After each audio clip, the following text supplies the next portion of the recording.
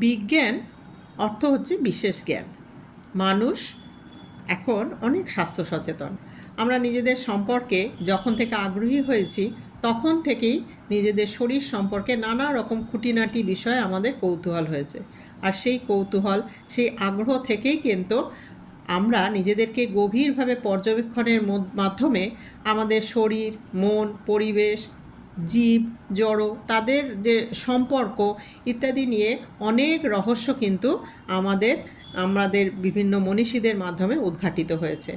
এবং এই যে বিভিন্ন মনীষীরা, বিভিন্ন বিজ্ঞানীরা তাদের বহু বছরের বিজ্ঞান চর্চার ফলে নানা ধরনের বিজ্ঞানের বিভিন্ন বিভাগ, যেমন জীবন বিজ্ঞান, রসায়ন বিজ্ঞান, পদার্থ বিজ্ঞান ইত্যাদি বিজ্ঞানের সৃষ্টি হয়েছে। বহু বছর বিজ্ঞান শিক্ষিকা হিসাবে আমার কাজ করার পরিপ্রেক্ষিতে মনে হয়েছে যে বিজ্ঞানকে, বিশেষত জীব বিজ্ঞানকে জীবনের সাথে সম্পৃক্ত করার কাজ অনেক বাকি আছে। তাই খুব সহজ সরলভাবে কিছু মানুষের সাথে সম্পর্কিত জরুরি কিছু বিষয় নিয়ে আলোচনার জন্যই আমার এই উপস্থাপনা।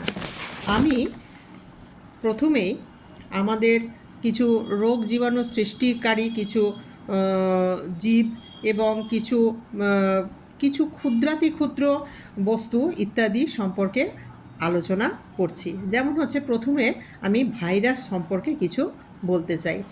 ভাইরাস হচ্ছে একটা ল্যাটিন শব্দ, যার অর্থ হচ্ছে বিষ। এটা এমন এক প্রকার জীবকণা যেটা কেবল সজীব কোষে নিজেদের অস্তিত্ব প্রকাশ করতে পারে। যখন সজীব কোষের বাইরে অর্থাৎ পরিবেশে থাকে তখন কিন্তু তারা জ্বরের মতো আচরণ করে। জ্বরের মতো আচরণ মানে কি একটু বুঝিয়ে বলি। বিজ্ঞানী স্ট্যানলি প্রথম টিএমভি মানে টোবাকো মোজাইক ভাইরাসকে কেলাসিত করতে সক্ষম হয়েছিলেন। কেলাসিত কথার মানে কি? কেলাসিত করা মানে হচ্ছে কোনো বস্তুকে যদি স্ফটিকের আকৃতি দেয়া যায় তাকে বলা হচ্ছে কেলাসিত করা।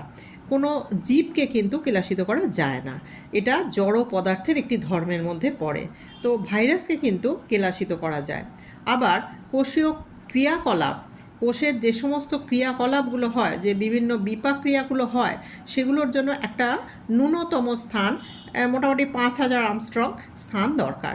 কিন্তু এদের দৈর্ঘ্য কখনোই 100 থেকে 200 আমস্ট্রংয়ের বেশি হয় না। এদের কোনো কোষীয় সংগঠন নেই, কোনো বিপাক ক্রিয়া হয় না, শ্বসন, রেচন এই সমস্ত যে শারীরবৃত্তীয় ক্রিয়া হয় না। সজীব কোষের বাইরে এরা জননেও অক্ষম, তাই এদেরকে জীবের মধ্যে ফেলা যায় না। তবুও এরা প্রকৃতিতে বিদ্যমান এবং ভয়ঙ্করভাবে বিদ্যমান। কিছুদিন আগেই আমরা করোনা ভাইরাসের কথা জেনেছি, যা সারা বিশ্বকে ভয়ঙ্করভাবে বিধ্বস্ত করেছে। প্রায় 7,10,681 জন মানুষ মারা গেছেন এই ভাইরাসের কবলে।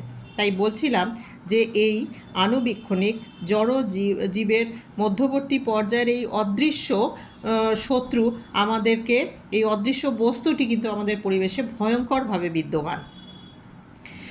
এদের জড় বৈশিষ্ট্যর কথা আলোচনা করেছি, এবার এদের কিছু জীবজ বৈশিষ্ট্য কথা আলোচনা করে দিই। কারণ আমরা প্রথমেই বলেছি এরা হচ্ছে জীব এবং জড়ের মধ্যবর্তী পর্যায়ের বস্তু। তো জীবজ বৈশিষ্ট্য তাহলে কি? এদের জীবত বৈশিষ্ট্য হলো, যখনই এরা সজীব কোষের সংস্পর্শে আসে তখনই সেই কোষের মধ্যেই কি করে না, সেই কোষের মধ্যেই ওরা বংশ বিস্তার করতে থাকে। কিভাবে করে না, প্রথমেই সেই কোষের যাবতীয় বিপাক ক্রিয়াকে নিজের করায়ত্ত করে নেয় এবং বংশবিস্তার শুরু করে দেয়। অর্থাৎ কি হয়, যে ছুঁচ হয়ে ঢোকে আর ফাল হয়ে বেরোয়। মানে কি, ওই কোষের মানে যে পোষক কোষের মধ্যে সে আশ্রয় নিল, সেই কোষটা যা কিছু বিপাক ক্রিয়া তখন তার দখলে চলে যায় এবং সে তার মতোই ওই রকম অনেক অনেক ভাইরাস তৈরি করতে থাকে। এবং তারপরে কি হয়, সেই ভাইরাসগুলো যখন আর পরিণত হয়ে যায় তখন সেগুলো আরও কোষকে আক্রমণ করে। এখন কিভাবে করে এই যে মানে ব্যাপারটা ঘটায়, ভাইরাস কিভাবে করে? ভাইরাসে আছে একটা নিউক্লিক অ্যাসিড, সেটা আরএনএ হতে পারে বা ডিএনএ হতে পারে। মানে আরএনএ মানে হচ্ছে রাইবোনিউক্লিক অ্যাসিড আর ডিএনএ মানে হচ্ছে ডিঅক্সিরাইবোনিউক্লিক অ্যাসিড। এই আরএনএ বা ডিএনএর পরিব্যক্তি ও বৈশিষ্ট্যের পরিবর্তন লক্ষ্য করা যায়। তাহলে আসলে এই যে মানে নিউক্লিক অ্যাসিড যখন প্রতিলিপি তৈরি করে তখন প্রচুর এরর তৈরি হয়, আর তার ফলেই নতুন নতুন স্ট্রেন তৈরি হয়ে যায়, যেগুলো অনেক ক্ষেত্রে বিধ্বংসী হতে পারে। আর এবং এরা তখন কি হয়, নতুন নতুনভাবে একই ভাইরাসের আলাদা আলাদা স্ট্রেন তৈরি হয়ে আলাদা আলাদা রকমের উপসর্গযুক্ত রোগ সৃষ্টি করতে পারে। মানে অদ্ভুতভাবে ভাইরাস এত সরল সংগঠন হওয়া সত্ত্বেও এরা মানে ইভলিউশনকে একেবারে বুড়ো আঙুল দেখিয়ে প্রকৃতিতে, পরিবেশে একেবারে অজর অমরভাবে বিদ্যমান এবং যুগ যুগ ধরে এরা বিদ্যমান। তো যে কথা বলছিলাম, এরা এই যে মানে যে স্ট্রেনগুলো তৈরি করে সেই স্ট্রেনগুলো কিন্তু অনেক ক্ষেত্রেই বিধ্বংসী হয় এবং আমাদের নানা রকম রোগের সৃষ্টি করে। এই যে করোনা ভাইরাসের কথা বললাম, করোনা ভাইরাস আমাদের যেটা মানে বারে বারেই আমরা শুনতে পাই যে আবার করোনা ঘুরে ফিরে আসছে, আবার এই নতুন ধরনের করোনা আবার একটা নতুন উপসর্গ নিয়ে আসছে, এইরকম আর কি। এগুলো হতে পারে, এগুলো হয়, কিন্তু সবাই যে বিধ্বংসী হবে এমন নয়। কেউ হয়তো খুব বিধ্বংসী, আবার কেউ খুব মৃদু উপসর্গযুক্ত হতে পারে। এগুলো ভাইরাসের ক্ষেত্রে হয়, জীবাণুদের ক্ষেত্রে এগুলো হয়। তো যেহেতু এরা একমাত্র সজীব কোষেই প্রজননক্ষম, তাই এরা সম্পূর্ণ পরজীবী এবং সংক্রমণযোগ্য, অর্থাৎ এরা নানা রকম রোগ সংক্রমণের জন্য দায়ী। মানে রোগ এরা সৃষ্টি করতে বাধ্য, পরজীবিতায় এরা বাধ্য। ভাইরাসের নিজস্ব বৈশিষ্ট্য তাহলে কি না, এদের ডিএনএ অথবা আরএনএ থাকবে, যে কোনো এক রকমের নিউক্লিক অ্যাসিড থাকবে, আর থাকবে একটা প্রোটিন আবরণ। তবে যখন ওরা কোনো কোষে, পোষক কোষে প্রবেশ করবে, তখন কেবলমাত্র ওই জেনেটিক পদার্থটি মানে নিউক্লিক অ্যাসিডটিই ব্যবহার হবে।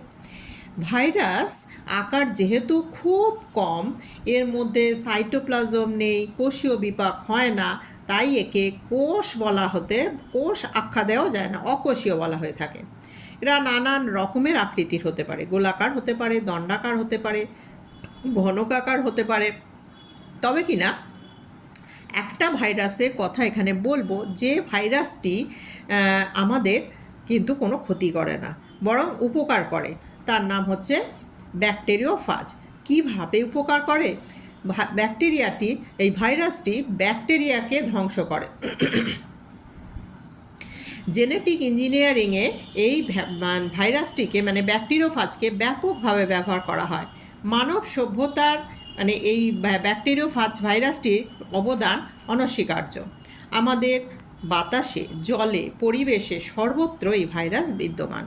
অদৃশ্য শত্রু আমাদের শরীরের প্রতিদিন, প্রতি মুহূর্তে, অহরহ আমাদের জল, বাতাস, খাদ্যের মাধ্যমে কিন্তু আমাদের শরীরে প্রবেশ করে, কিন্তু আমরা প্রতিনিয়ত আক্রান্ত হই না।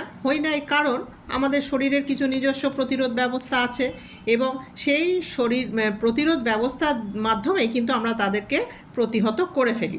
যখন করতে পারি না, তখনই কিন্তু আমরা রোগে আক্রান্ত হই, বিভিন্ন রোগের উপসর্গ দেখা দেয়, এবং তখনই আমাদের নানা রকম নিয়মাবলীর মধ্যে থেকে সেই রোগের মোকাবিলা করতে হয়। তো এইরকম ভাইরাস আক্রান্ত কয়েকটি রোগের নাম হলো ইনফ্লুয়েঞ্জা ভাইরাস, পোলিওমাইলিটিস ভাইরাস, বসন্ত রোগ সৃষ্টিকারী ভাইরাস, হারপিস ইত্যাদি। আর একটা কথা বলি, শুধু মানুষ নয়, বিভিন্ন প্রাণীরাও কিন্তু এর দ্বারা আক্রান্ত হয় এবং উদ্ভিদেরাও রোগাক্রান্ত হয়ে থাকে। এই যে ভাইরাসের সম্পর্কে আমরা এতক্ষণ যা আলোচনা করলাম, তা প্রাকৃতিকভাবে এবং স্বতঃস্ফূর্তভাবে ভাইরাস দ্বারা কিভাবে আমরা আক্রান্ত হই এবং নানা রোগের সৃষ্টি হয় তার কথা বললাম। কিন্তু মানুষ নিজের স্বার্থ সিদ্ধির জন্যেও কিন্তু ভাইরাসকে ব্যবহার করে থাকে। জৈব অস্ত্র হিসাবে এর ব্যবহার বহু প্রাচীন কাল থেকে হয়ে আসছে। বিভিন্ন যুদ্ধে শত্রুপক্ষকে ব্যাপকভাবে ক্ষতিগ্রস্ত করতে এর লাগাম ছাড়া ব্যবহার হয়েছে, এবং বর্তমানকালে গবেষণাগারে কৃত্রিমভাবে নতুন নতুন স্ট্রেন উৎপাদন, যা ভবিষ্যতের জন্য বিপদ ডেকে আনতে পারে। এবং এমনও হতে পারে যে সেই ল্যাবরেটরিতে তৈরি ভাইরাস তাকে কোনোভাবেই তার মোকাবিলা করবার অস্ত্র হয়তো আমাদের থাকবে না। তাই বিজ্ঞান গবেষণার যারা নিয়োজিত আছেন বিজ্ঞানীরা, তাদেরকেও কিন্তু সতর্ক থাকতে হবে এবং এ ব্যাপারে সারা পৃথিবীব্যাপী বিভিন্ন আলাপ আলোচনার মাধ্যমে যাতে কোনোভাবেই এই গবেষণাগারে কোনো ভাইরাস তৈরি না হয় যেটা মানব সভ্যতার পক্ষে ক্ষতিকর, সে ব্যাপারেও কিন্তু দেশগুলিকে সচেতন হতে হবে এবং বিভিন্ন ব্যবস্থা প্রতিরোধমূলক ব্যবস্থা বা সতর্কতা অবলম্বন করা উচিত। আমার পরবর্তী ভিডিওগুলোতে আমরা এই ভাইরাসকে কিভাবে বিভিন্ন যুদ্ধে প্রাচীনকাল থেকে ব্যবহার করা হয়েছে সে সম্পর্কে আমি বিস্তারিত আলোচনা করব। নমস্কার।